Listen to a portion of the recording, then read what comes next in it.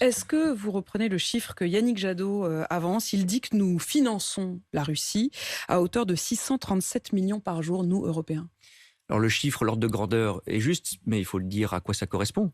Ce sont les achats précisément d'énergie russe. Je l'ai dit, évidemment, c'est pour ça qu'on doit sortir de cette dépendance. Nous finançons à travers cela l'appareil de guerre russe. C'est évident. C'est On pour finance ça. la guerre russe, à un moment, il faut dire les choses. Mais bien sûr, mais nous tous, c'est pas une question de responsables politiques, nous tous, dans nos vies quotidiennes. Mais une fois qu'on a dit ça, et aussi douloureux soit-il, qu'est-ce qu'on fait? On réduit notre dépendance. Et ça ne se fait pas. Je sais que c'est difficile à expliquer, à entendre, ça ne se fait pas d'un coup de baguette magique.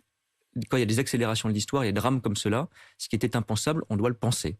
Et donc on pensait que ça n'avait aucun intérêt de sortir de la dépendance à l'égard de la Russie, à l'égard du gaz russe, on doit le faire, le plus vite possible.